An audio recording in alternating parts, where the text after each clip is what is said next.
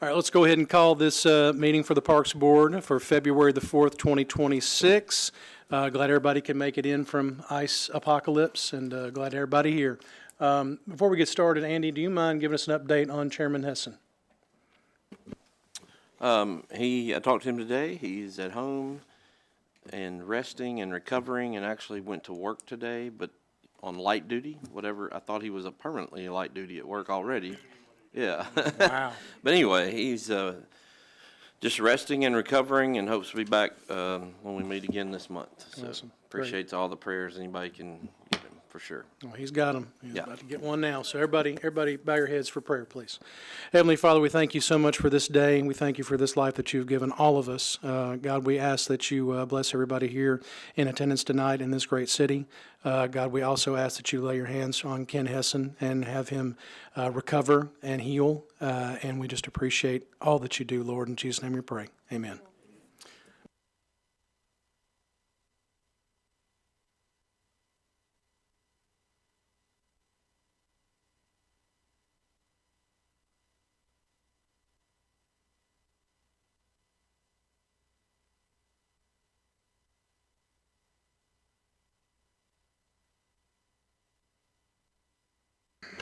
All right. Thank you, Mr. Head. It's that time of year, folks, where we get to elect our chairman and vice chairman. So I'm not saying that we need to have, everybody doing the same thing, but I think Ken is a great person for, okay. All right. So we actually have Mr. Perry suggesting that Ken Hessen be chairman. We have a second. All right. We have a second here. Any questions? Did anybody want any other people voted for chairman? All right. Well, I think the voting will need to cease, and I'd like to take a vote. All in favor say aye for Ken Hessen. Aye. All opposed? All right, Ken, congratulations. Hope you're resting at home for being chairman.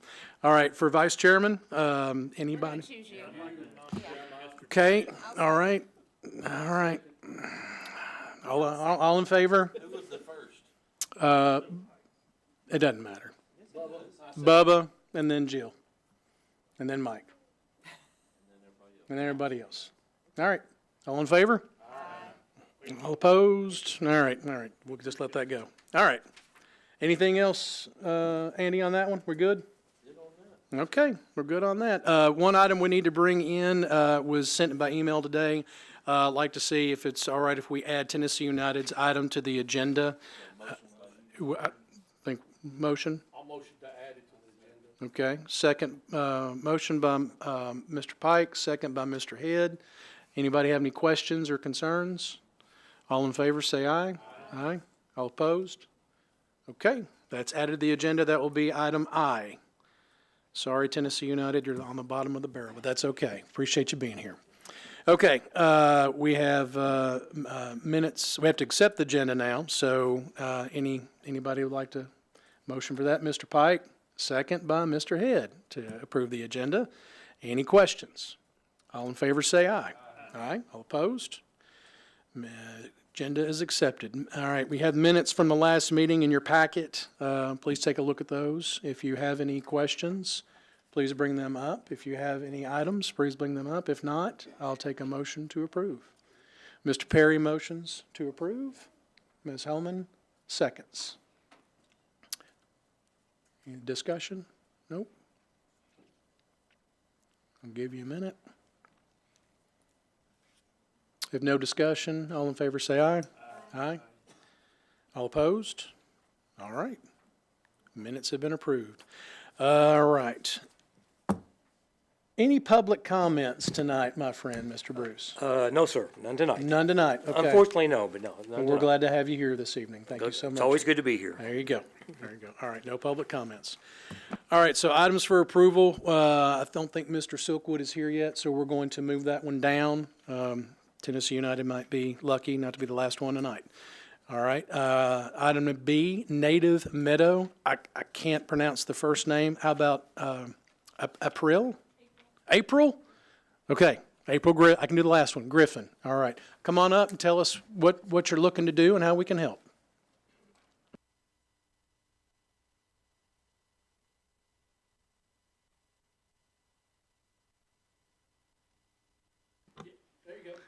Good evening, everyone.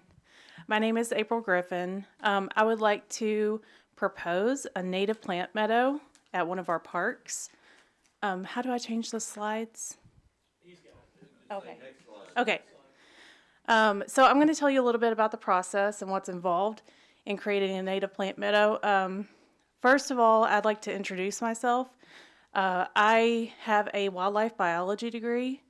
I work professionally in genetics, but I spend a lot of my time volunteering with the Tennessee Environmental Council.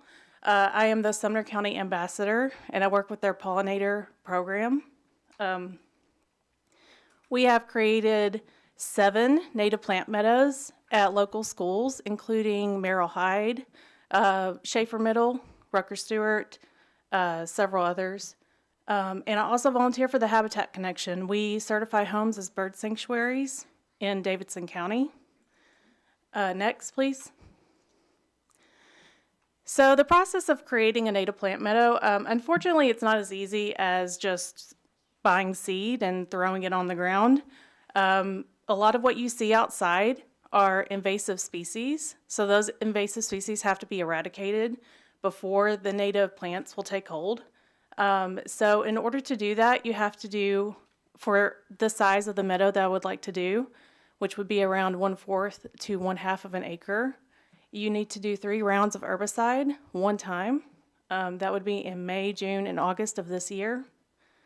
And then you would sow the seeds the following fall, and then they have to overwinter. If they do not overwinter, they will not germinate the following spring. And then you should see flowers by May of 2027. Next, please. We have identified 3 areas that could potentially be a native plant meadow. The first 2 at the top are in Memorial Park. The first is near the dog park and the sports area. The second is in the back of the park. And then the one on the bottom is behind Mary's Magical Place. If I had to pick, one of my top choice would be the top right, which would be the area that's in the back of Memorial Park. Some of the requirements I had for the meadow was that it needed to be accessible. I wanted everyone to be able to enjoy it. So I wanted a paved path that went to the meadow or close to it. I also needed it has to be full sun or else the flowers will not grow. And it needs to be relatively flat. And then I wanted 1/4 to about 1/2 of an acre. One of the reasons I like this site is that, this is kind of something new that we're trying. And it's public, but it's not too public. And we can kind of try it out and see if we like it. And if everything's successful and it's easy to maintain and everything goes to plan, then you can even expand it into that other blank area that's in the back. There's like another patch there. You could expand the meadow to that area. Next, please. Just to give you an idea of what this looks like, the first year, it's not very pretty because you have to kill the grasses that are there. So I usually will put up a sign of some kind to let people know that this is intentional and it has a purpose and that, we have a plan. I would stake the area off and then we would hire someone to spray it, someone that's licensed and certified. Next, please. Year 2, you'll have an early meadow. You'll have early blooms getting established. This is pictures, these are all my pictures, but this is pictures from a meadow in White Bluff, Tennessee. Next. And this is the picture of the native meadow at Merrill Hyde High School. This is about what you would expect for year 3. If you're a gardener, you've probably heard, the first year they sleep, the second year they creep, and the third year they leap. So on the third year, you can expect to see some blooms. And then the maintenance for this is pretty low maintenance. You just have to mow around the perimeter of the meadow. And the meadow itself has to be bush hogged about every 2 to 3 years after it's established. If you don't do anything to a meadow, then it will turn into a forest through the process of natural succession. Animals, birds will bring tree seeds into the meadow and those will grow and those will make it not a meadow anymore. And you may be asking yourself, you know, why don't we see more of these plants if they're native plants? And that's because these prairie plants, they used to be a lot more common in this area. We used to have prairies and wildflower areas here when we used to have bison in this area. And bison were acting as our natural lawnmowers. But over time, as people settled the area, prairies were often turned into farmlands, and we lost our bison. So we now have to maintain these meadows artificially. Next. Just some pros and cons. Pros, obviously, it's beautiful. Less mowing. It's an educational tool. It attracts pollinators. Pollinators are necessary for pollinating lots of the food that we eat. It's a rare ecosystem now, and it provides a lot of flooding control. A lot of the plants that we have there now are things like Bermuda grass, crabgrass, fescue, Johnson grass. Those kinds of things don't really have a lot of those don't have really deep roots. And so those areas, you know, as we know, those areas tend to flood. These native plants can have roots that go up to 10, 15 feet deep, and they're fibrous and they absorb a lot of water. So I think it could provide a lot of flooding control. Some cons is obviously the herbicide. Not pretty at first. It attracts pollinators, which some of those can sting. So that's one of the reasons I was shying away from Mary's Magical Place, because it's near a playground. I would say if you were to do anything with that area, you could create a native grassland. Native grasses will provide the flood control and the habitat, but they will not attract nectaring insects like the flowers will. It looks dead in winter. You don't have to mow it in the winter, you just leave it, and the plants will come back in the spring. And obviously the planting and the prep work is one of the, a little bit difficult at first. Like I said, it's not as easy as throwing seeds on the ground. You have to have it established, and once it's established, it's pretty low maintenance at that point. So, in conclusion, I think the pros outweigh the cons, and I would like you to consider it. I think it could be enriching for the community, and of course, it would be good for wildlife. And that's it.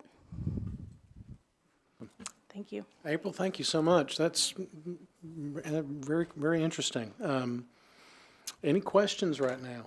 Bub up here. The first one would be, who would be maintaining this area? Right.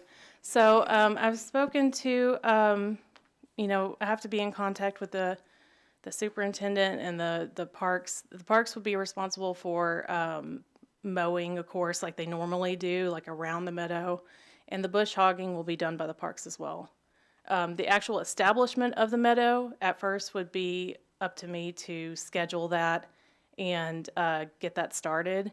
But once it's established and mature, at that point, when we start to bush hog it, that will be maintained by the parks. Questions for Andy. Andy, I think it's a great idea. I mean, there's some really good pros to this, but I know we have leeway on core land to do a lot of different things. Mm-hmm. Where does this fall under that? All the ones at Memorial are definitely on core property, but they have no problem as long as we're not removing dirt or adding a lot of dirt. So The spraying part.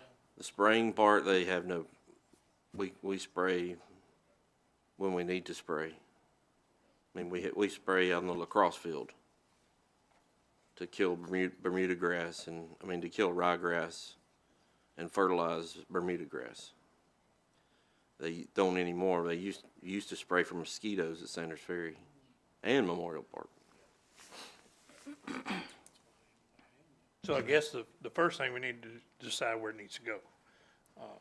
So I like the spot where you've chosen for sure because of Mary's and the kids, and I don't want to get stung either. I'm kind of chubby and I swell up a little bit.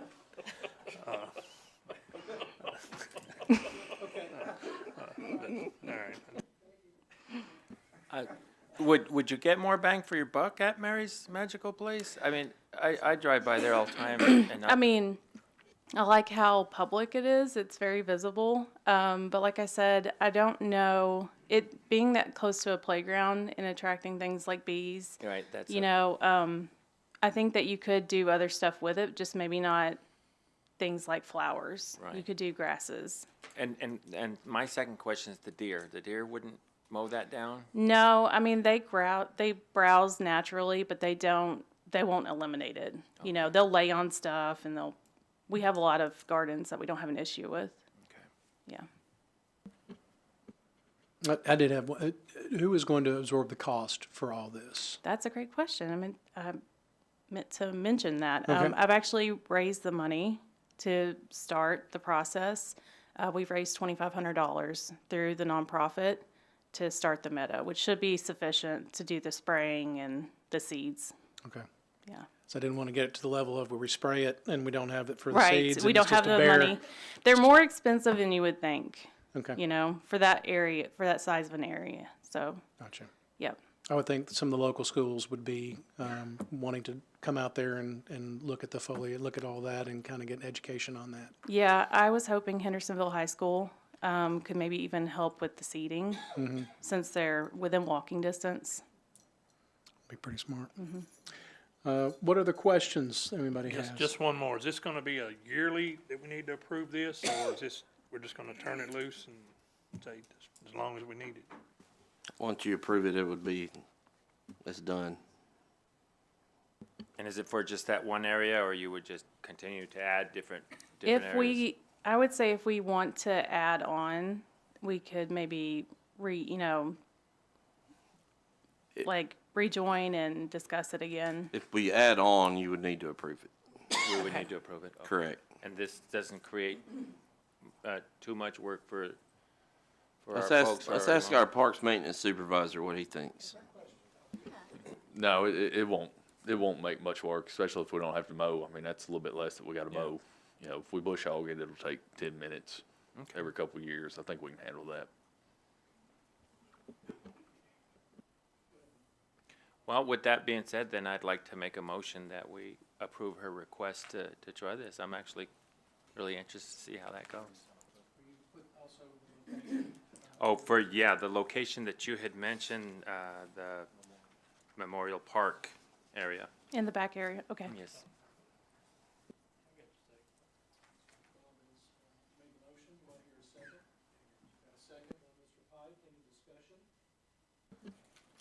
All right, all in favor say aye. Aye. All opposed? All right, Miss April, you've got your meadow coming. I would like to see in 2 years, maybe come back with some pictures and Okay. definitely not year one, but second year, Yeah. let's take a look at it. I'd love to see how it's going and maybe this will be something we can keep going further in the city. Fantastic. Thank So, you. thank you very much for coming. Appreciate it. Congratulations. Thanks. All right, Native Meadow is done. Hockey rink vending machine, Adam Jones. Come on down. Again, just state your name and what we can do. Sure. Hi. Hello, everybody. My name is Adam Sones. There's a bit of a misprint in the agenda. You but said I'm Stones? Sones. Stones, Like gotcha. Jones, but with an S. Gotcha. Sones, yes. This is my wife and business partner, Dana. We are really grateful to be here. Thank you so much for your time. I actually grew up here in Hendersonville. I currently play in the HIHHA Adult League since 2023, and I played when I was a kid here, back when the rinks were at Saunders Ferry as well. So we're big fans of the parks and really appreciate the opportunity here to work together to support and improve the parks. What we're proposing here, so we're proposing placing a merchandise vending machine at the roller hockey rinks outside of Volunteer Park for the purpose of making roller hockey equipment available on site. That would include things like proper roller hockey gear, so roller hockey pucks and tape and like skate laces, and player safety equipment as well, so things like helmet repair kits, mouth guards, wheels, those kinds of things that players need to play safely. We at the rinks today, we do see a lot of damage that's caused by improper gear. namely ice hockey pucks, which are a lot heavier than roller hockey pucks and will break the glass around the rinks. When we see the damage to the glass, it generally happens because players are using the wrong pucks, despite all the signage around the rinks that are telling players not to use those pucks. So pending your approval today, we would make roller hockey pucks available on site to help mitigate those issues. And we can supplement the signage as well, letting players know that they can then be attained on site. At times, we also see players with wheels that are on the cusp of breaking or helmets that maybe need a new screw, both of which could cause avoidable injuries as well. Sometimes players know about these issues to their equipment, but they don't want to leave to go up the road to purchase something, and instead they want to play. So while our HIHA officials do a fantastic job of enforcing player safety and equipment rules, sometimes players may elect to play with damaged equipment anyway. So we think by making these items easily available on site, players would be encouraged to fix their broken or overly worn gear before they play.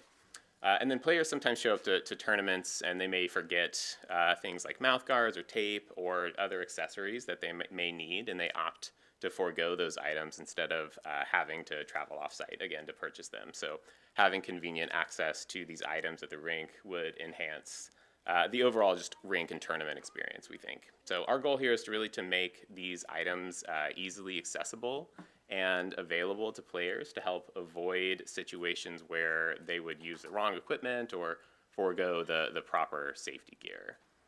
In terms of the value that we really see to the parks here, we see that being three things. The first is cost savings. So by selling proper roller hockey pucks, the proper gear, we would hope to reduce the volume of glass replacement that we see needed each year. I think the value of that is somewhere around $13,000 annually. At least that's what we saw in the data for this previous year. The second is around enhancing player safety. So players would be able to replace, again, broken wheels or replace helmet hardware instead of skating on compromised equipment.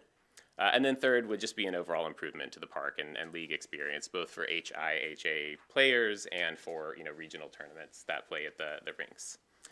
So overall, we're presenting this to you as an opportunity for Hendersonville Parks to solve a persistent and expensive problem while simultaneously improving player safety and park amenities. So again, thanks for your time. We're happy to take any questions that you may have about the terms or anything laid out in the proposal there as well. But again, appreciate your time. All right. Mr. Kelly, you want to go over the terms for this? It looks like it's 3 years. Sure. Believe they're on page 22 and 23. But the biggest part is page 23. First of all, this board, I think I've told you all this board can't really approve your request. They can make a recommendation that BOMA enter into an agreement with you all to be a vendor, like a semi-permanent vendor in the park.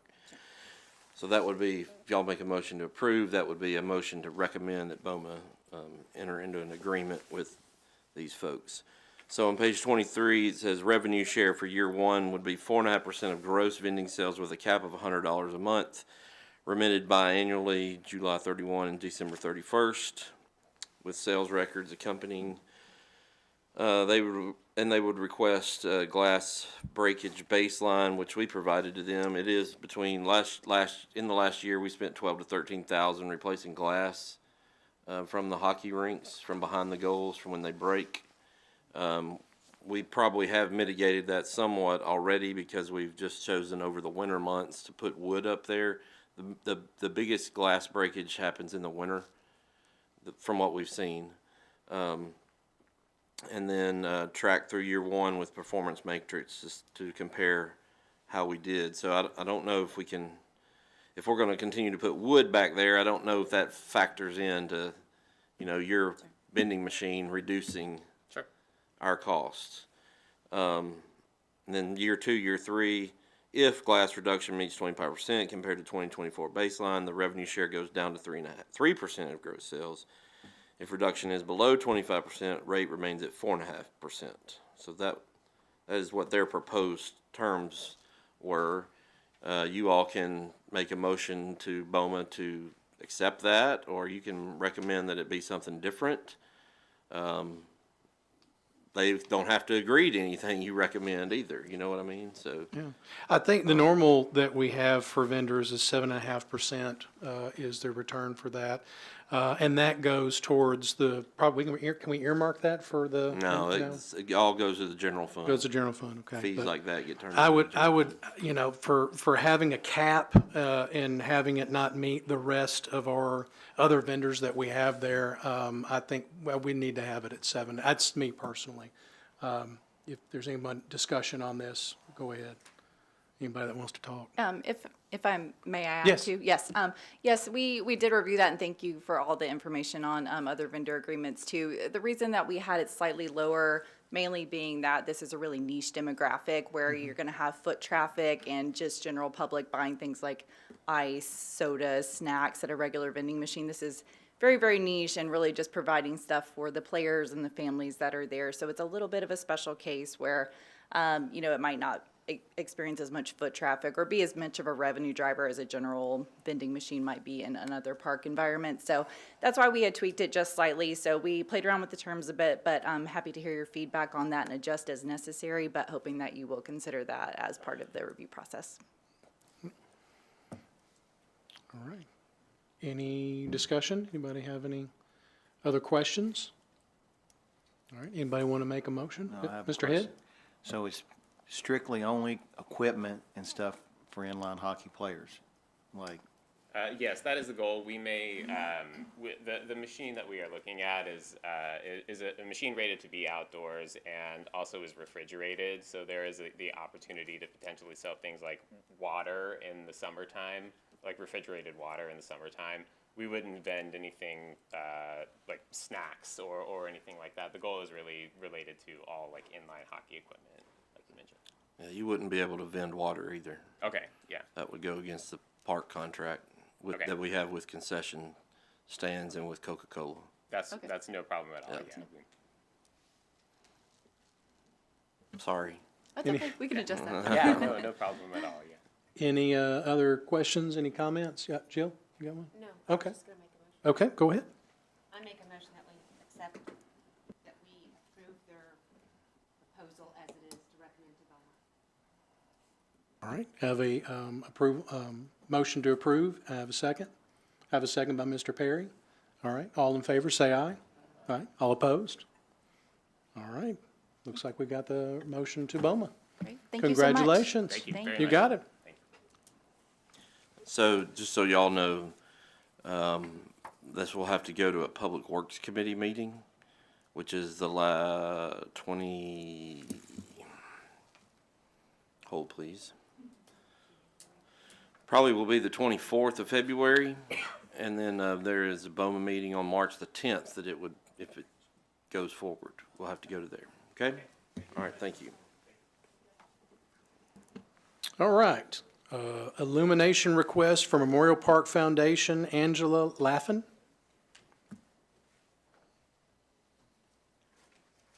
Unless she's on Zoom, I don't think. No Zoom? She's here, No? so. All right, Angela, I'm sorry, but we have to move you down if you didn't show up.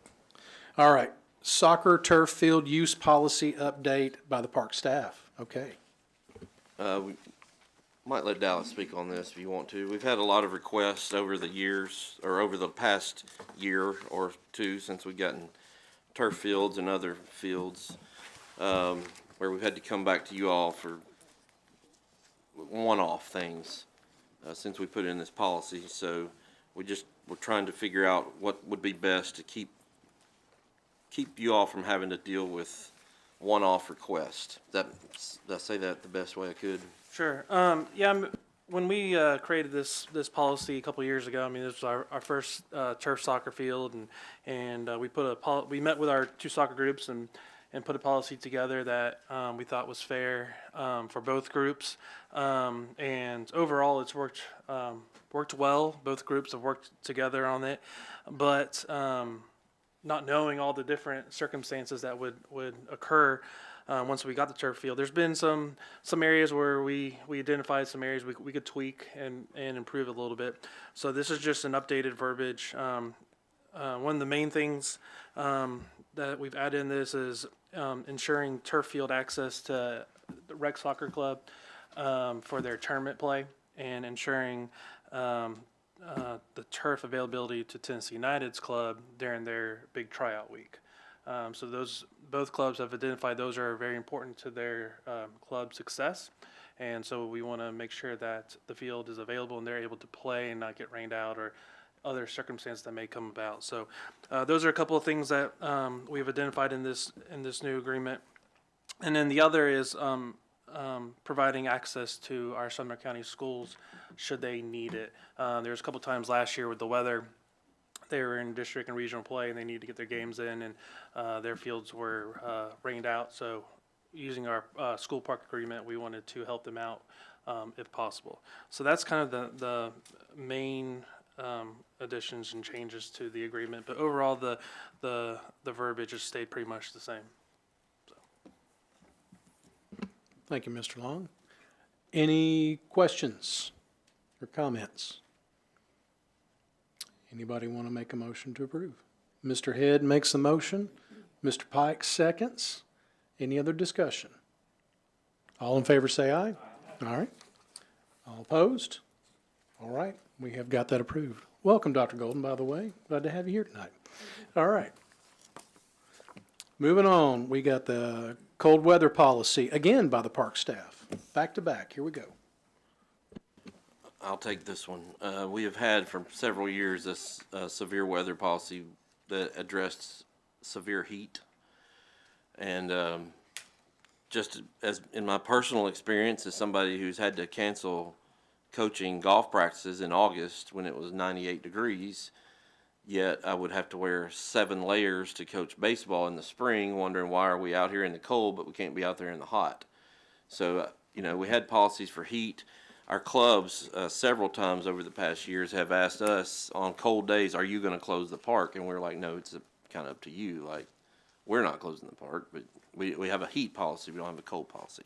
So, say that to say, we've kind of did a lot of research to come up with this recommended chart that would give our staff some guidance to kind of modify or cancel outdoor activities.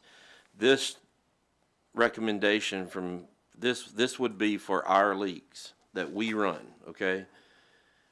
We will tell the leagues that we don't run. If they call and say, are you going to close the park? We're going to say, our policy is this for our leagues. If you want to go by that for your own, that's up to you. We're not trying to tell lacrosse, rugby, soccer, baseball, softball, all these people, they have to go by this policy. But we will have our own policy. If they want to use it, good for them. That way, if grandma calls and says, why is my grandson practicing baseball tonight when it's 10, we're going to say, ma'am, that's not our league, but you need to call the Civitan Club. Just want to make that clear. Thank you. So this policy is for Hendersonville run leagues only. So we will share it with the other leagues. Thank if they you. want to take that into account and use it themselves, I think that's great. Most of them are members of national organizations that are supposed to have their own cold policy anyway. Like soccer is an example. They're supposed to be going by the Tennessee State Soccer cold weather policy. But so we're not trying to overstep that. Or if USA Baseball is who Civitan goes under for baseball, they have a policy, then they can use that. okay. So we have Mr. Perry's on a roll. He makes a motion to approve this. So we have a second. Second by Bob. We're going with Bob this time. Sorry, Mr. Pike. All right. So all in favor, say aye. All opposed? All right. Make sure you share that with the middle school softball league. Don't want to freeze my. That would be a Civitan league. Oh, okay. We'll make sure Civitan get Jimmy. Make sure Civitan gets a little bit of that. Okay. All right. Okay. Thank you. Don't want to get too cold. All right. LPRF 2020-2026 application, Mr. Gilly. Okay. Thank you. Hold, please.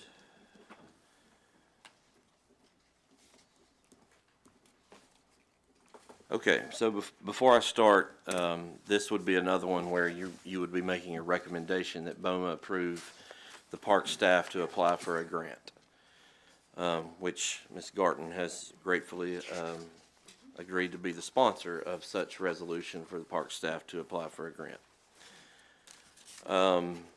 On your screen, we are required by, I'm supposed to have a clicker up here somewhere. I don't know where it is. Let's see here.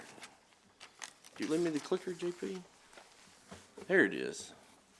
I got it. We are required by the Office of Outdoor Recreation at the state to go through a presentation at the Parks Board to show you what we're going to apply for in this year's round of funding for an LPRF grant. We currently have a $3.5 million LPRF grant open to build Heritage Park.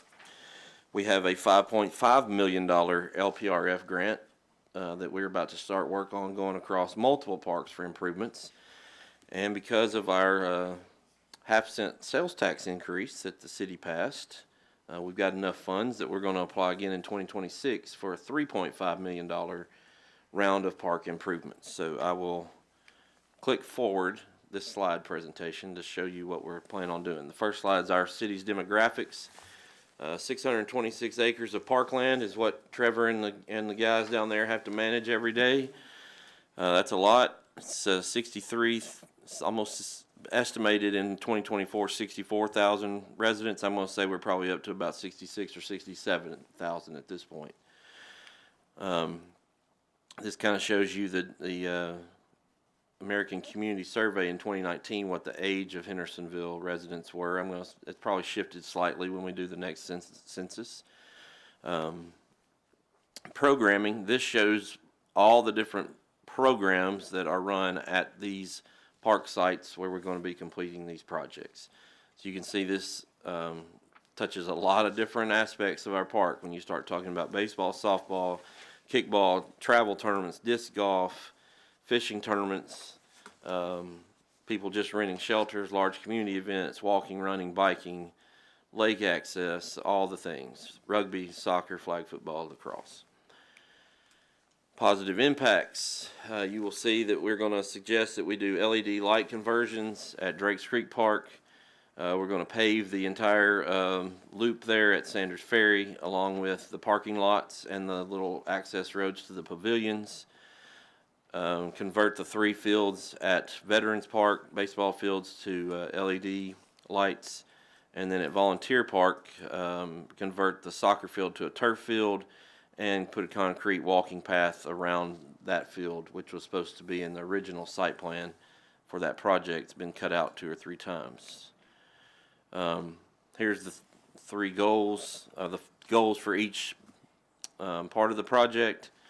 Improve quality of lighting, which helps lower energy use. Improve accessibility, circulation, and park usage. Improve enhanced connection, safety, and playability. It's a 50-50 match. So what we're proposing is that the city offer up $1.75 million, and the state give us $1.75 million to complete $3.5 million worth of projects to come from the city's PIP fund, Parks, Infrastructure, Public Safety, and Paving. Those are the 4 parks we've touched on: Drakes Creek Park, Sanders Ferry Park, Veterans Park, Volunteer Park. This slide shows, highlighted in yellow, this is from our Parks Master Plan that we completed 5 years ago. We're about to start an update to that plan, which is very important because to get these grants, you have to have an updated Parks Master Plan now every 5 years instead of every 10 years. So if we were to come back in 2027 and apply for one of these grants, we would have had to have updated our Parks Master Plan this year. So we are updating we will begin that process in a month or 2. Highlighted in yellow are projects from 2021 at each one of these parks that we have completed. So that's good that you see progress and you see that we've clicked off a lot of short-term and long-term goals at these various parks. Some that we didn't realize we'd even have a chance to complete, but we are completing these that are in squares currently. So this page will be a lot more yellow this time next year, hopefully. This just talks about economic impact, some of the goals and initiatives that the LPRF, Local Parks and Recreation Fund grants take care of. Not going to go over this word for word. If you want to, you have a copy of that in your packet if you want to read it and have any questions about that. It is a 3-year timeline. I will say with these type projects, because they're very not complex and not multiple vendors involved. Like there's one vendor for lighting, there's one vendor for turf, there's one vendor for asphalt. So I'm going to say we'll be done in 2 years instead of 3 years if we're able to get this grant. Pretty simple process as far as construction. Takes quite a while to get under contract with TDEC once they say you get it. We won't find out till May, June if we got it. We probably wouldn't be under contract till December of 2026. So we would hope to do the bulk of the work probably summer of 2027. This is kind of the budget for what we were looking at, about $700,000 of LED lighting at Drakes Creek Park. We would be looking at fields 2, 4, 6, and 7 on the baseball and softball side at Drakes Creek. The walking trail and parking areas at Sanders Ferry, Veterans Park, all 3 baseball fields, then Volunteer Park, the walking trail, and turf field. And then with these grants, like if we're just going to pave a parking lot ourselves with our own money, we just call Rogers Group and we say, hey, we want to pave. When you do it through these grants, you have to have the parking lot designed, engineered, you have to show all the slopes and the ADA access and all the things. So there's a lot of design and engineer work. And then grant administration, the notebooks to manage these grants is about 2 inches thick. So in terms of the city doesn't have a grant writer or a grant manager. So Andy is not going to do that. We are blessed to have good people that we can hire to do that on a one-off basis.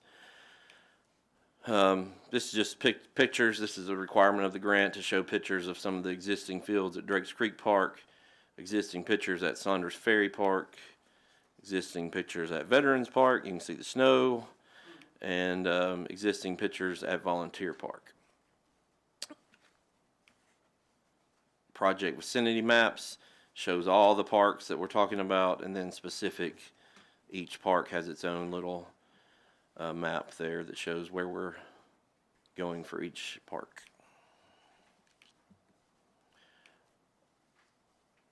And then preliminary site plans as well for each. Sorry, I went really fast there. It's not that complicated. Oh no, is that it? Is that the last one, JP? Maybe the last one. Okay. That is all. I will say also the requirement of application is that we have this is a public meeting, but we have to advertise a much larger public meeting. So before our Parks Board meeting in the end of this month, we will probably schedule a 1-hour session where members of the public can come in, go through this same presentation, ask questions. We also can have an online public meeting where we post the presentation online and people can make comments. We have to screenshot every comment. So the more people that come to those meetings or comment positively for these applications, it helps our scoring when they score them, when we get to that point. I didn't really know that until a couple years ago. That's interesting. They do pay attention to all that. At this point, if anybody has any questions, like I said, a motion would be to recommend that BOMA approve the park staff to apply should you choose to do so. Thank you, Director Gilly. Any questions before we get to the motion? Yeah, for the field of volunteer, what would that be striped for? What sports would be supported there? To be determined. When we did the soccer field at Drakes Creek, we striped it with turf for soccer, 11v11 and 2 7v7s, because we did not want a lot of extra seams in the turf. Then we came back and we painted lacrosse lines. I would anticipate at Volunteer that you could see everything from soccer to flag football to lacrosse. It may look like a checkerboard of painted lines. But I will say the actual turf lines, we will keep to a minimum because the less seams, the better. I should know that field is used for lots of different It is sports. used for rugby, lacrosse, soccer, flag football. I mean, cricket. Yeah, I don't know that we'll stripe it for cricket, but it could be. I mean, we've even talked about putting an infield in every corner painted to where you can play 4 Little League games in every corner, 4 T-ball games going at the same time. I've seen that in several parks, but it's truly anticipated to be a multi-purpose field. And then, okay, and then the other question was for Drake's Creek and the lighting for those fields. Can you just remind me what would remain in terms of needing LED conversion? I will. The choice for those fields and not others? Yeah. So what would remain would be field 13, baseball, field 8, 9, 10, and 11 for baseball, and then back soccer, other than the soccer stadium.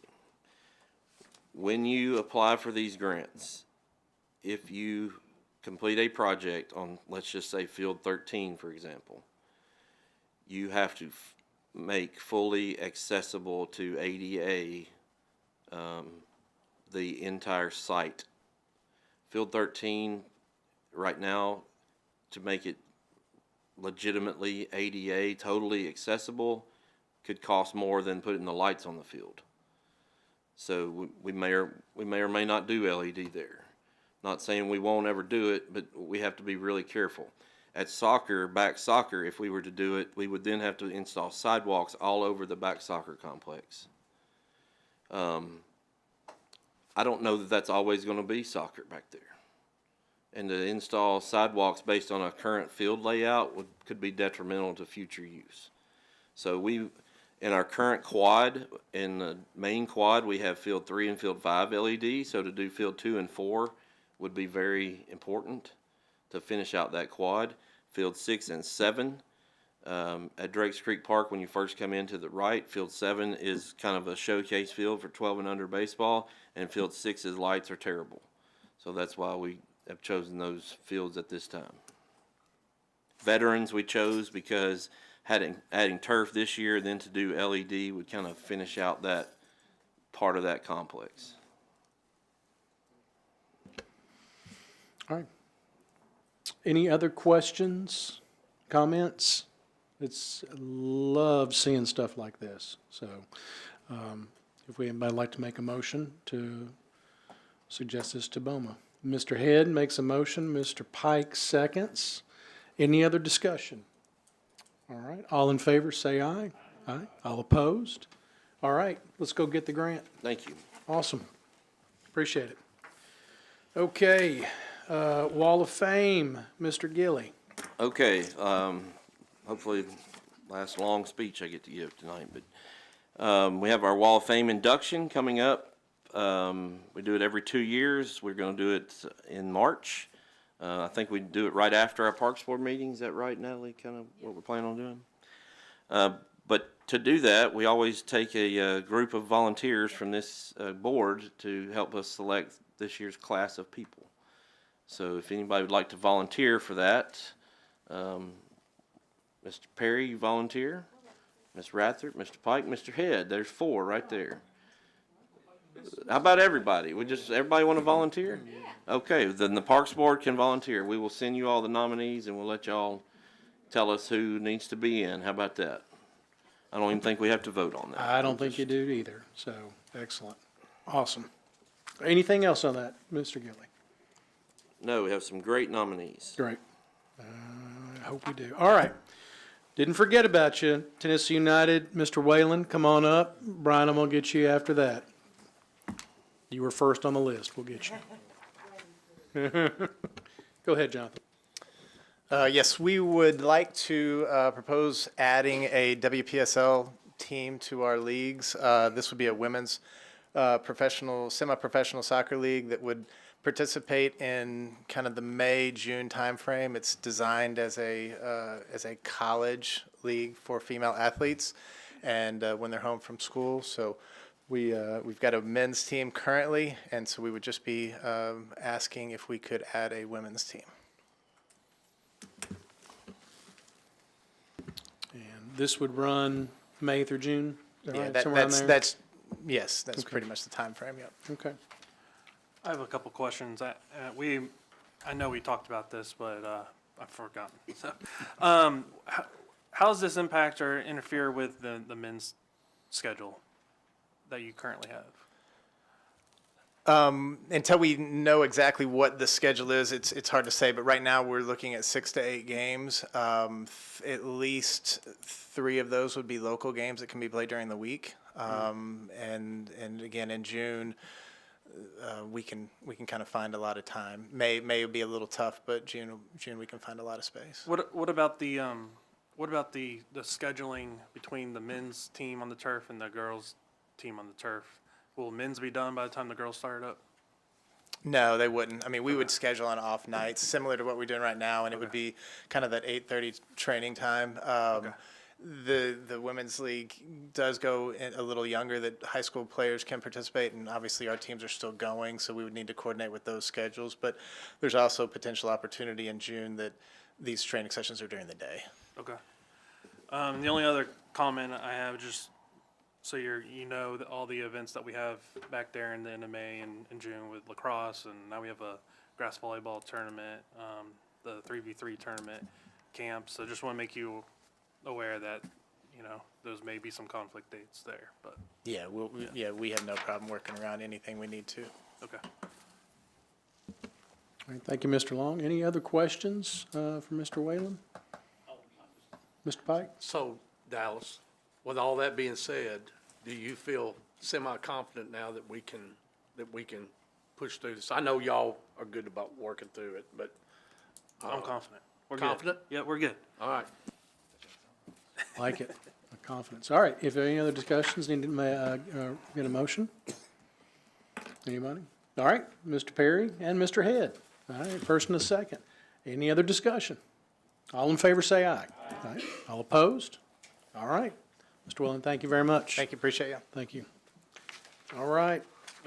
Women's adult rugby, Mr. Silkwood, come on up.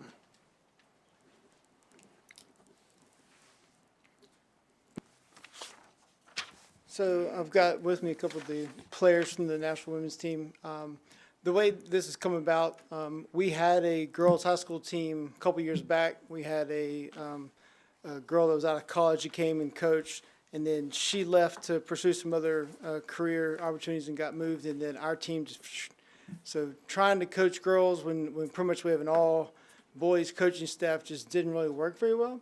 And so we've partnered quite a bit with the women's team about trying to help us grow the girls' rugby program from the high school, middle school side with them. And then through that, we have also, in helping out with that, we kind of came up with the conclusion that them having practices out at our field. So their practices would coincide with ours same day. So Tuesday and Thursday, it's pretty much everything out rugby is rugby.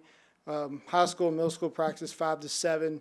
Their practices would be more like 7 to 9. So some of the girls would be coming a little bit early, helping out with us on the high school girls team. And then they would have their additional practice right after. They've played most of their games. They're at home up at our facility for the past 3 years, probably the past 3 years. And then they also coincide with some with the men's team and have hosted a couple tournaments at our site as well through the summers. So it's been a great overall collaboration within the rugby community to have them up at our facility. But we're trying to see about them having their practices up at our facility and being. Andy, maybe I'll speak a little bit better of kind of the application to be approved as a group. But essentially, we're looking to try to help bring them in under the umbrella with us at rugby to help grow the girls' sport from the high school side. And did I do okay? Talking to me? Yeah. Guess we'll find out when they vote. I'd like to hear from her. Yeah, we'd Let like her- to hear from. Yeah, just to second what Brian said, what's good for the women's rugby program here is good for us. We love being able to help youth rugby grow and hope to keep some of these players in Nashville, in the surrounding area, to play with us when they're out of high school, done with college. So happy to be here, happy to use the facilities and grow rugby in Tennessee.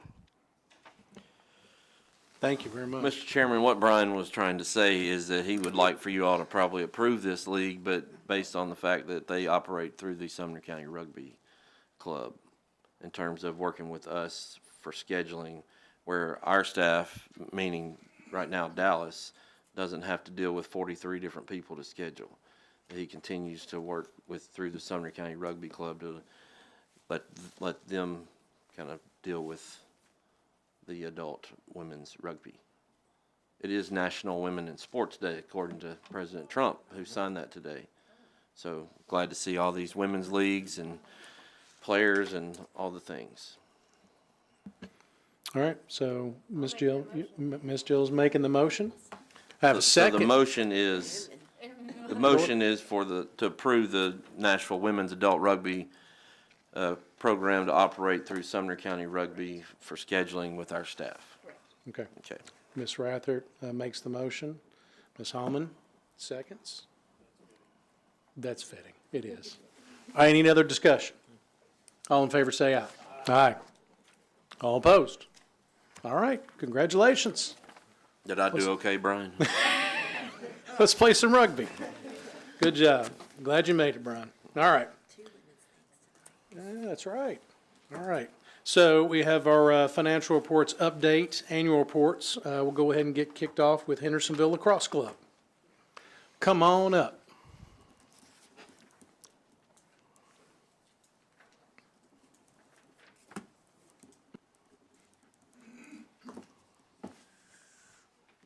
Good evening. I wanted to take a moment to inform you of an announcement that a conversation that I had last spring with Andy in Dallas, that I have formally stepped down as the club president and janitor of the lacrosse club for the past 12 years. It's been an amazing time that I've had here. It's been absolutely great. But it's all been made possible by this board. You guys have supported us tremendously over the last 12 years, and it has meant a lot to not just me, but to our parents and for the hundreds of kids that have come through our program. So I just wanted to formally make you all aware of the transition, the administrative transition with our club. And also, excuse me, my voice is cracking, and introduce you to my successor, Jake Whiteley. Jake is a parent. He's been with us a couple of years now. Yeah, 5 years. Yep. He's got two boys that are playing, and he will fill you in on kind of what's going on with our club. We are, as many of you know, there's been a pretty significant change with lacrosse becoming a TSSAA sport. The school leaders here did not decide to add lacrosse as a school-based sport. So, we're still in that fight in having several conversations with the school leaders here, because as I said last year, we don't want the sport to die. And we essentially now have become a travel team because our varsity players cannot play the sport in state. So we're essentially out traveling to Alabama, Indiana, Kentucky, and whoever else will, invite us to play. But Jake will fill you in on some of the other things. But we still have a very excited group of kids. We have actually expanded with all the other stuff that's going on. We've actually expanded and have added a girls' middle school team. So, the interest is still there. We still have kids and parents that still want to play lacrosse because, as you know, as I've said every year for the last 12 years, our county's growing. More people are coming here, and they want to play lacrosse. So we're kind of filling the need. But if you want to make any comments here. Yeah, I'll just be brief. Excited to step into some big shoes. I continue to work with you guys in the partnership that we've had. Like Greg said, we're growing despite the challenges. And we hope to continue to grow with some of our national partners, USA Lacrosse and things like that provide our insurance and can do well beyond just insurance. So hopefully stability is what you'll see out of us, and we'll make the transition as smooth. And thank you, Dallas and Andy, for all you've done in the last couple of months to make it smooth on me. And our financials, we're pretty simple. We're money in, money out. We buy uniforms when we need them. Registration fees, ref fees. We do not do concessions. That's never been a part of our thing, but we try to keep it as easy as possible for our parents and our kids, just to, play lacrosse, keep it simple. Thanks to Dallas for letting me bug him for the last several years when, the weather doesn't cooperate, and the various coaching renegades we've had over the last several years. We've kind of had to navigate. But if there's any questions about our club, our financials, we're here. Any question? Go ahead, Mr. Pike. I just want to welcome the new person there, and Greg, I want to thank you for being an ambassador of this game. I was briefly involved with it when my daughter was playing. I watched it grow. I watched us finally get lights that y'all worked on for a long time, and Big deal. we worked on for a long time. Very big deal, yes. Thank you for the work you've done, and thank you for growing the sport. Oh, sure. Thanks for your support. He took every word I was gonna say about you, Greg, so thank you. Thank Well, what I've you're been a doing. friend of his a long time. Yes, sir. Look forward to working with you too, so looking forward to it. Thank you, Greg. Thank you. You know where I'm at if you need me. Yes, thank you. Appreciate it. All right. Anyone else? I just want to say I've been on the board for a couple of years. Appreciate you taking it to the level of where it is now. Whatever TSSAA says, we're beholden to that, but wish they would have done it for you because you put the work in. Yep. And you're leaving it better than you found it. So on behalf of the board, thank you. And hope this isn't the last to see you here. We hope to see you more down the road, okay? Absolutely. Appreciate you, Greg. Thank you. Thank you. Thank you. Appreciate Any it, other guys. questions? We good? Okay. Okay, thank you. Thank you.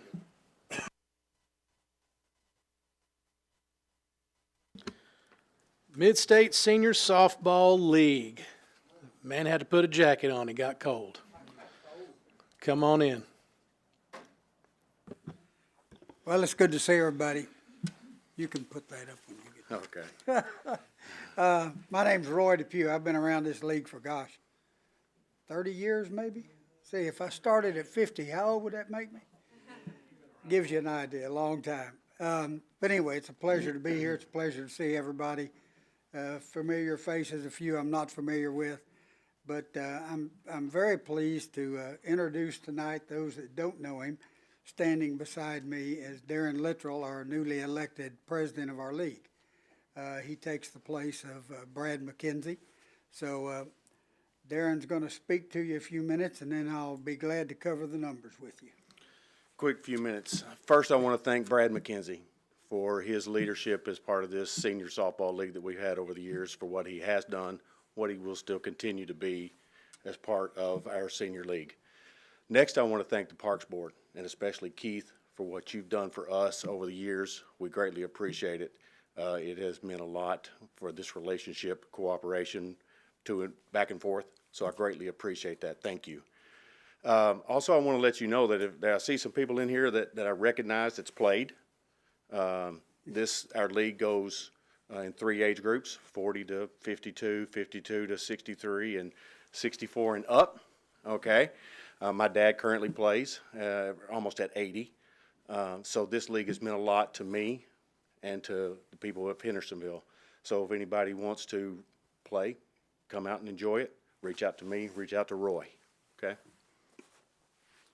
Especially, I want to thank you for putting that turf on Veterans Field. That's nice. I play third base. Well, you used to play at it anyway. They got some nasty hops over there. That'll solve that problem. But we do thank you for that. All right, let's talk about numbers. I'm going to just do you a quick summation. You can look at our gross revenue at a little over $31,000.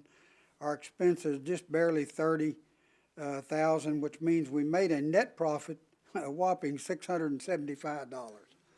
I add back in, when you get to our cash reserves, I had to add back in the 2007-24, which was actually a 24 expense that we paid, a prepaid expense for softballs. We expensed it during 25, which brought our ending cash at $13,761. So we had another good, successful season.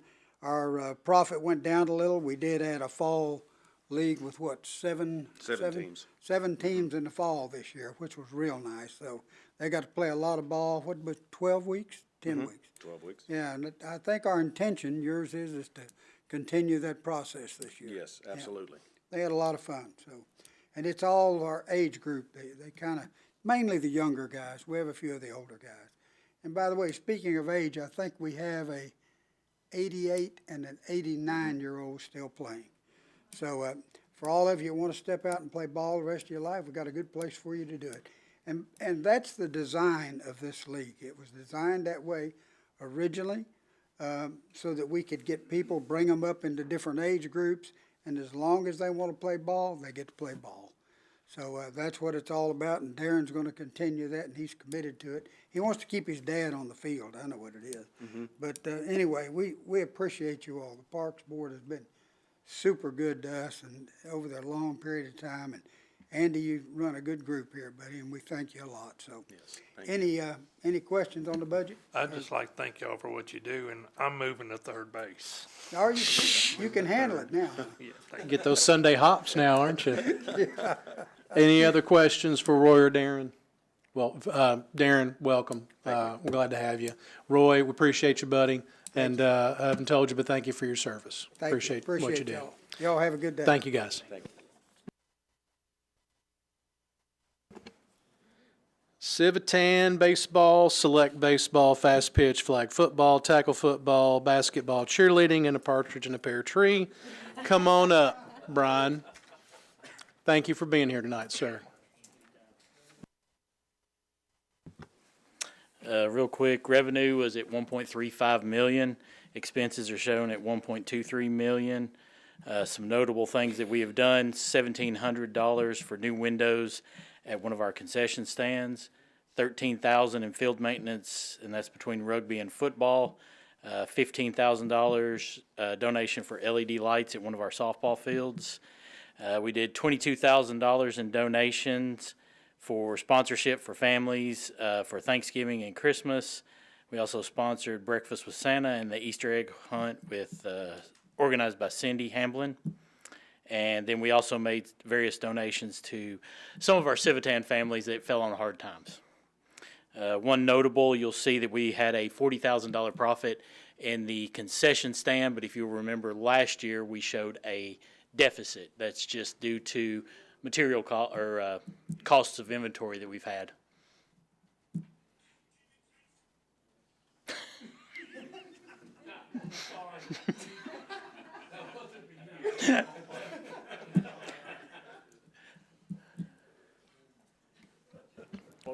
Thank you for what y'all do at Civitan. That's what I want to say. Appreciate it. Yeah, it looks good. What, any other questions? Anybody? Any discussion? All right. Thank you for being here tonight. We appreciate you. Thank y'all. Yes, sir. Jeez.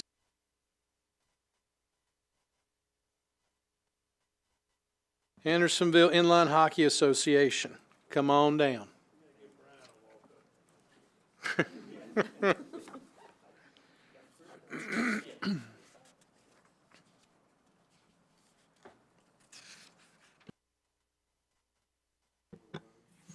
Good evening. For those who don't know me, I'm Tyler Tubbs. I'm the HIHA president. So going into 2026, we had roughly about $61,000 in our account. After our bird project, or the bird netting, those you don't know, our inline rings are victims to birds. They go fly over it. They roost in the top of the rink, destroys the tile. So we put up this bird netting, help prevent that, hopefully. It's a pretty expensive project, so that brings us down to about $20,000 in our account. Spring, we're expected to make about $15K off of sign-up costs. We expect, though, it's going to be about $10,000 once we talk about like jerseys, paying refs, all the player fees, insurance. So that's about a $5K profit off of the season going back into the account. We have decided to start selling like hats and T-shirts to try to build our account back up, because when we're talking about replacing tiles on the rink, like just to do half the rink, it's about $40K. So maintenance cost is pretty expensive for the rinks. So we're constantly trying to figure out how we can increase our revenue so that when we do have those large expensive projects, it's not put us in a deficit. Bear with me, this is my first meeting, so If I missed anything or you guys have any questions, please let me know. Mr. Gilling? Tyler, y'all done a great job, man. Thank you. You have a great facility that we've all worked to get, but I appreciate you all just, hey, the tiles need to be replaced because of the sun. Y'all came in, spent $20,000 replacing tiles. You thought birds were a problem. They came in, just did it. So, I mean, and that's a product of hosting all the tournaments too, to some degree. Because of that facility, they're able to do things like that. So, without having to come to us and beg and ask us to really do it. So, I appreciate that. Thank you. Yeah, y'all do a great job. It's a great league. If you hadn't been out there on a Saturday morning watching the local league play, it's pretty fun to watch. Yep. All right. Any other comments? All right. Thank you, brother. Appreciate it. All right. Okay. We got Sumner County Rugby. Come on back up, Brian.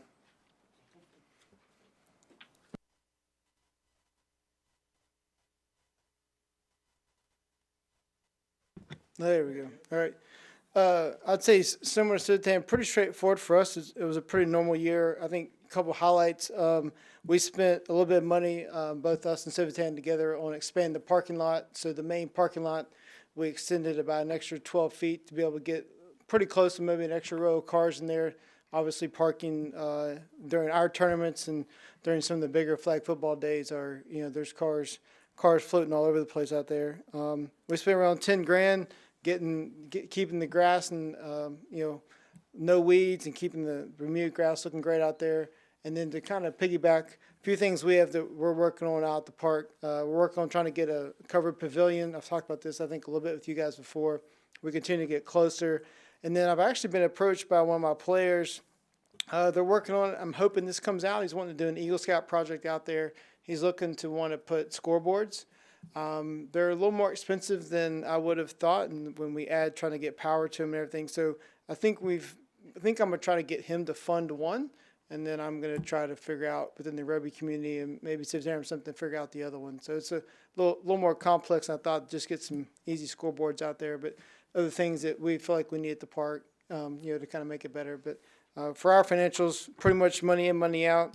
Not really a big deficit, not really big of anything else major for you guys to be aware of.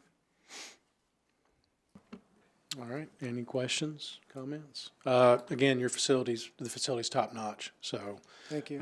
Keep it going. And any new tournaments coming this year? I do have one really big tournament that is new. We've there's a travel group that I've been a part with, the Panthers, through this group.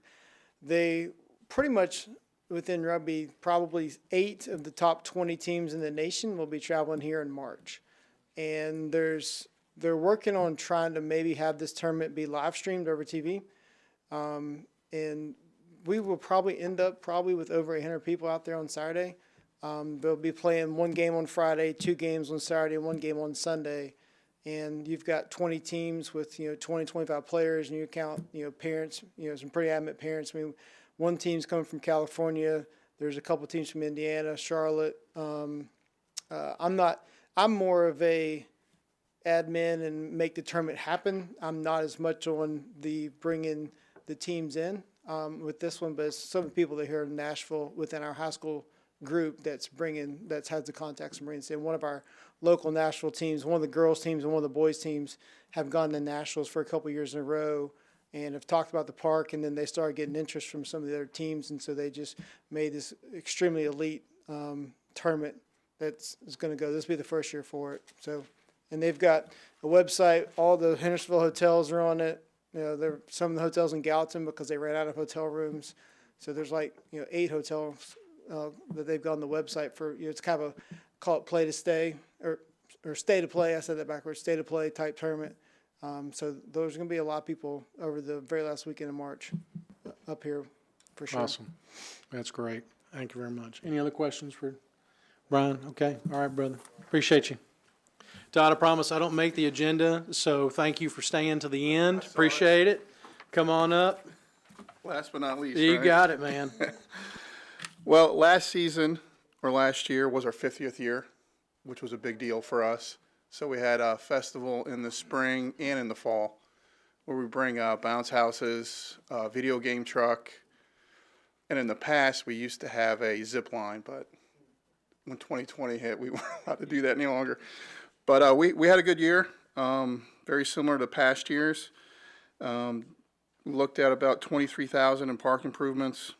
That's 15,000 with the LED lights, and then the $8,000 for the turf fees for the grass seed and whatever plan they have in place. I just went to the AGM meeting with Tennessee State Soccer last weekend, and we're the third largest rec club in the state. So it's pretty cool. And we'll continue to grow. Our numbers will be up. Not a lot, Dallas, but a little bit more than last season. Especially our U5, we're going to have 14 teams. That's 3 and 4 year olds. So that's going to be pretty wild. So does anyone have any questions on the financials? Anybody got any questions for Todd? Anything on there? Excellent. Well, we appreciate the donations again to the contributions to the parks, and thanks again. It's a great league. Absolutely. Glad to hear the expansion coming Yeah, on too with that. thank It's you. awesome. And appreciate you waiting all night. All right, sure. Thank you, buddy. Okay. All right, time for our verbal updates. Leading us off, Recreation Coordinator for Programs, Miss Cindy Hamlin. Come on up. There she is. Raptors basketball has begun. We play on Fridays, beginning at 5:30 for the first group and 6:15 for the older group. Saturdays at 9 o'clock for the first group and 9:45 for the other group. We do this at Winton Elementary. Currently, I have 48 registered to play. Jerseys are on the way. Hopefully, the weather didn't hold that up any more than it needed to. We average about 24 each time we meet on Fridays and Saturdays. The season is set to run to February 21st, and we've talked about adding 2 more at the end if the parents want to make up the missed games. Upcoming next will be registration for Raptors baseball and kickball mid-March. I want to remind everybody that is interested in signing up that if you're going to play kickball, you have to register while we're doing the baseball registration as well. And they can choose either to play baseball, they can choose just to play kickball, or they can choose to play both. That way it helps with us ordering the uniforms and getting a better cost for that. The Special Needs Easter egg hunt registration will be at the beginning of March, and I'll be getting with Civitan on my budget for that. Any questions? Ms. Hamlin, have y'all got a date at the high school basketball this year? We have not had anyone ask us to do that this year. Oh. So if there's a high school out there that wants us to come, hopefully we'll get uniforms this week and we'll be ready to go. Good to know. Any All other right. questions? Anything for Miss Hamlin? Thank you, Miss Thank you. Hamlin, as always. All right. All right, Recreation Coordinator Athletics, not available. Anybody want to talk about that, or are we skipping over that? We're going to skip over that tonight, I think. Okay. Other than Dallas might tell you that the high school basketball league ended last night, or this week, sorry. High school basketball league? You have a report? High school basketball league ended on Monday. There you go. High school basketball Men's basketball is still ended on Monday. One of the most competitive leagues in the park is the high school. Dunkin' Donuts beat the Fruity Flamingos. Wow. But when we meet in February, we will have a new recreation coordinator for recreation supervisor. We promoted Jasmine Biggerstaff, who is our admin assistant currently, to that role. So she will take on that role, managing all the leagues that we run and our program supervisors during basketball season. She, I'm not sure she knows what she's getting into with that. Natalie's going to be glad to get rid of that job and pass that off to Jasmine in a hurry, I have a feeling. So, but congratulations to Jasmine. They had like 30 people apply, and there was members of our park staff and HR staff in the interviews, and she was pretty unanimous that that's who we needed to go with. So she'll be here next time. Well, wonderful. Well, congratulations to Jasmine and to Natalie. And speaking of Natalie, we have Special Events Supervisor Natalie Langster. Go ahead. Thank you. Yes, ma'am. So since this was supposed to be January's meeting, I'm going to recognize the Festival of Lights winners at this. We recognized them at the BOMA meeting in January, but I haven't got to recognize them to you guys. So we had the Clark Griswold was 1078 Avery Trace Circle. The most lit was 1568 Drakes Creek Road. Most traditional was 100 Lucinda Lane. The reason for the season, which is like nativity scene, was 126 Twin Bay Drive. The neighborhood harmony, Nathan Forest Drive, also known as Santa Claus Lane during December. And the best overall was 99 Blue Ridge Trace. We thank everybody that took the time to drive by them and participate in them. It was great. I drove them all myself, so it was awesome. Coming up this month, on page 49 at the end is the special event list for the month of February. We're getting back into special events. One I'll note, I know that Keith and Dallas will mention some of the other ones, but February 15th is a couple shuffle 15K. This company, Bodies Race Company, is the company that runs them. They ran a couple last year. They added a couple more, so this is a new one for them, but they do run events and other 15Ks in the park. But February 15th will be their couple shuffle, which starts out at Veterans Park. And that is all I have. Thank you. Hopefully it's warmer than it is right now. Thanks. Agreed. Any questions for Miss Natalie? All right, thank you, ma'am. All right, we get Parks Maintenance Superintendent, Mr. Trevor Cole. Yes, sir. Thank you. We continue to try and chip away at our winter list, painting the bathrooms and trash barrels and stuff. This past week has been more tree cleanup. Had several limbs come down. A lot, mostly in Sanders Ferry, kind of right when you drive in and around the first three shelters. So we've been very lucky to have the on-call company come in. So they're focused right now in Sanders Ferry, and so our crews are trying to take care of some of the smaller stuff in the other areas to get everything back opened up. And we found out today that there's going to be one for Country Hills as well. We're still working through a couple things with them, but it's looking like there's going to be a dedicated truck for out there too, because they had just as many trees as we did come down. So Country Hills, we're still working through some renovations right now with the restrooms and the entry area with the updated flooring and stuff. And then we'll move on to the kitchen area after that with new countertops, new floors, and try and give it a nice facelift out there. Our LED lights, we got a message earlier before we left that the soccer lights were commissioned today, so we're going to test those out in the morning, make sure everything's working. We've already done field 5 and field 12, and everything seems to be working right with those. And they have moved on to tennis, so they're over there working, trying to replace the fixtures over there right now. And then turf, we got pushed back a week. They've got most of field 1 done over at Veterans, a lot of field 2. So we'll see whenever they can start back up with that after everything thaws out. So. Awesome. Any questions? The turf is a big thing with the middle school softball, right? That's the big hubbub. So thank you for the update. Appreciate that. All right, Mr. Cole. All right, Assistant Director Dallas Long. Thank you. As Andy mentioned earlier, in honoring of National Girls in Sports Day, just a few updates to go along with that. Our lacrosse program has grown. We now have a girls middle school team in addition to our high school team that we already had established. As we voted on tonight, rugby has now added a women's team in addition to their growth with their women's program. And then our Civitan program was just named the NFL Flag Female Program of the Year in the nation. So that's pretty cool. And I thought that's fitting with today. So I just want to give them all a little shout out as we continue to grow girls sports here in Hendersonville. And with that, sports are starting to start up. Lacrosse, they've already been practicing when they can around the snow and the ice, but their first game is scheduled for next Saturday.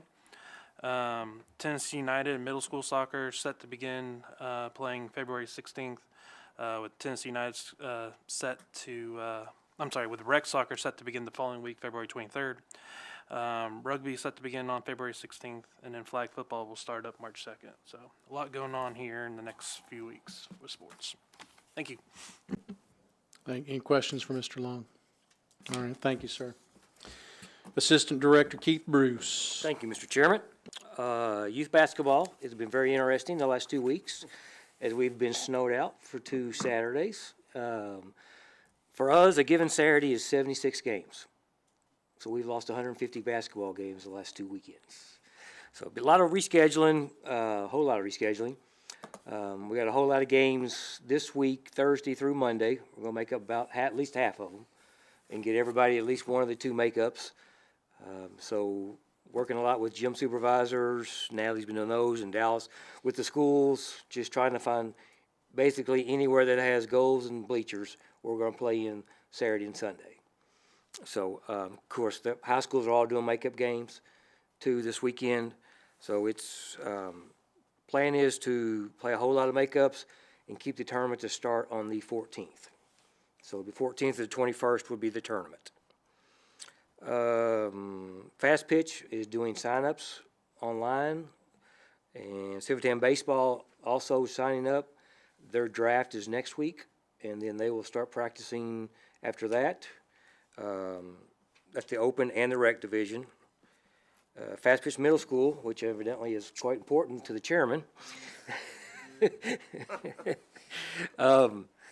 starts late February. They are going to try to back it up a week so you can be a little warmer. I'll work on that for you and work with Mr. Anthony on that. And like I say, hopefully the 3rd or 4th week of February. Middle school baseball is still doing sign-ups, trying to get all their schedules straight. Hockey has the evaluations this Saturday, hopefully with no birds, because the hot net will be up there, so we should have no birds. High school sports start practicing legally on Monday. That's baseball, softball, soccer. Yes, I did say legally. Everybody's been conditioning up until now, so officially everyone conditions. So they can officially start practicing on Monday. Turf fields are coming along. Weather has slowed them down a little bit, so they're not going to be able to start on those 4 fields on Monday. So hopefully in a couple of weeks we have our turf fields up and going full time. And the first, believe it or not, the first tournament of the year, softball tournament, which middle school softball, which you may be playing, Mr. Bennett, involved in it, is February 13th and 14th. So we're about a week and a half away. That's sponsored by Hendersonville High School, and that is a middle school tournament Friday and Saturday. And after that, we're pretty much every weekend until Thanksgiving. Thank you. Any questions for Mr. Bruce? Excellent reporting. Thank you again. Yes, sir. Appreciate that. Before we get to Director Gilly, we've got Mayor Clary in the audience this evening. Is there anything you'd like to say to the board? Come on down. Was not planning on it, but I also know that if you're going to speak to the board, you need to be at the microphone. I'm sure several of y'all have this in mind, but our park staff has just been amazing past 10 days. It takes me back to the flood of 2010 when you looked at what our parks look like, and you thought it's going to be months before anybody's out here again, and it turned out to be weeks. 10 days ago I thought it's going to be weeks before we're out there, and it turned out to be a week. So it's amazing the work that they've done. So thank y'all. Thank you for the words. We appreciate it. All right, Parks Director Andy Gilly. Thank you. Thank you, Mayor. These folks have worked tirelessly, and while we were sitting here, we got an email losing a gym for Saturday, so they got to go figure that out here at some point. But, no fault of the schools. They got to reschedule their stuff, and then we fall in line with that. Trevor and his crew have done a great job cleaning up a lot of stuff. We reopened playgrounds today. Tomorrow we're going to take the signs down, reopen all the greenways. Those are good. Will be a minute before we reopen Sanders Ferry, Mallard Point. Volunteer will get open by this weekend, and then kind of back to normal where you just check the weather line for your field's open or not. So appreciate everybody reaching out and offering to do things. There's a lot of things we can't even do. It's out of our scope, honestly, some of this stuff. So unprecedented little ice storm in the middle of February. Following up on what Dallas said, and about the NFL flag with the girls. Ryan and Michelle Claire were named at that same conference as league operators of the year for flag football at a national conference. That's a big deal. So congratulations to them. Flag football has continued to grow exponentially, and that's exciting to see. JP, I don't know if you got that chart I sent about the projects. If you could put that up there, if you don't mind. Shout out to JP back there following along with us tonight on a Wednesday. Rather than me just kind of go over this line by line on the screen here, you have, I'll email this out to everybody after the meeting, but this is a list of what I would call the major projects that we have going on in the park right now, and then at the bottom, potential if we get the next grant that you all kind of blessed tonight for us to apply for.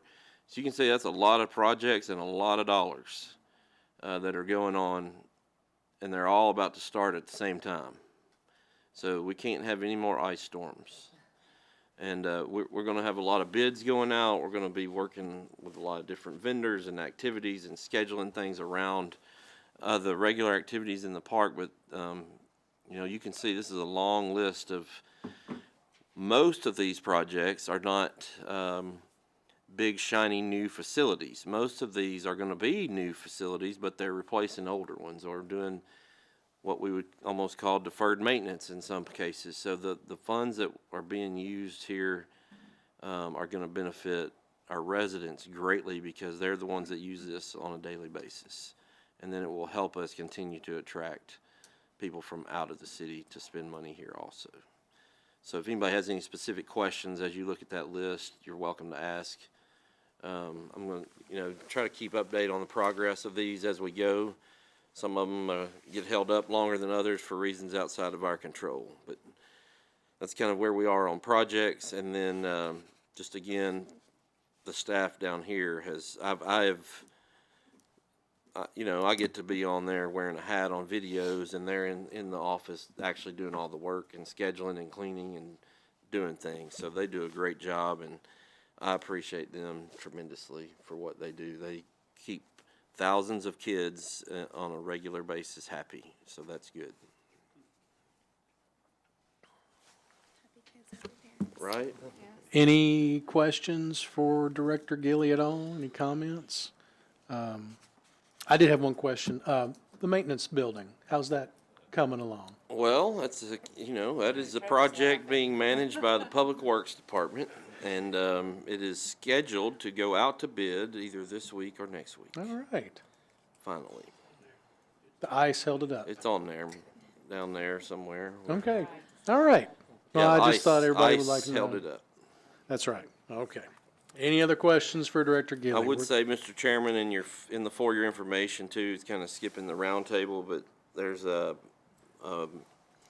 report about visitor report, and then a visitor spend. This is kind of a cool little thing I wanted to show everybody. You can kind of see what Placer estimates as visitor spending over the November to October 23 to 24 year. Kind of get these numbers in the arrears, whatever that word is. Now, 50.9 million is not direct money going into the city's bank account.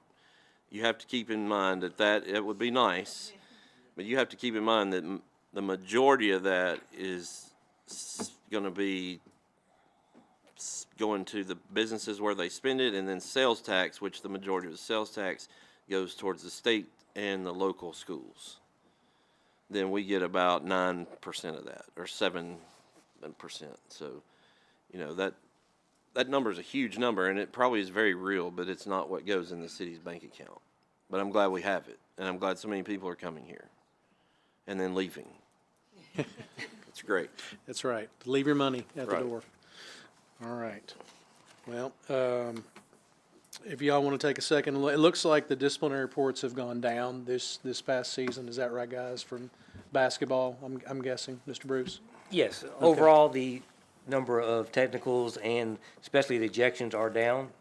Wonderful. Tournament time starts the 14th. It'll be interesting to see what happens on the 14th and 15th of February. Well, 14th of February, a lot of love in the air, so hopefully, Yeah, hopefully it goes along with that. Is it the love for the referees? Not basketball. Okay, let's get the round table. And in the spirit of National Women's and Sports Day, let's start with the ladies. Ms. Carton, go ahead.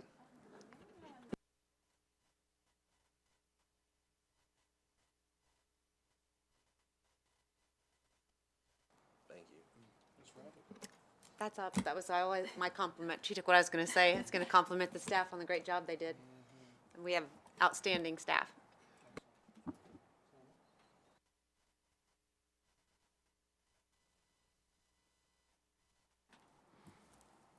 Same.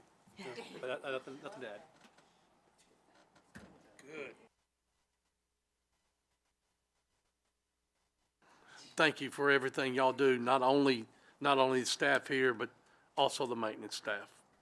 Working in the cold. I know what it was like for 3 days in the cold without power. People get irritable and it's tough for people to deal with, and it's especially tough when you have to work outside. So, and thank you, Andy, for all the social media that you do. I love the hat. I love all that you do with that. So, thank you. Hats off again to what they just mentioned. Can't say enough thank yous for everybody. And Andy, the daily updates after all the ice and all the craziness. Mansker Farms is a big place, but I've got a lot of friends there, and I've had a lot of people tell me, you know what, you guys are running a good show down there, and you are. You guys do a great job. Thank you. Well, thanks again for everybody, what they do, and we're going into a new year that's going to probably top the year we just finished, and you couldn't go into it with a finer staff, with Trevor and all the maintenance guys and the staff over here. Not many people can top what we did last year, but I think these guys are going to do it. Well, it is February. It is the calm before the storm, as they say. Again, I echo what everybody says up here. Thank you, staff. We know we got a lot coming up, so good luck, and appreciate all that you do. Any other discussion or questions? If not, I'll take a motion to adjourn. Got a motion by Mr. Pike, second by Mr. Montoya. All in favor say aye. Aye. All opposed? Thank you and good night.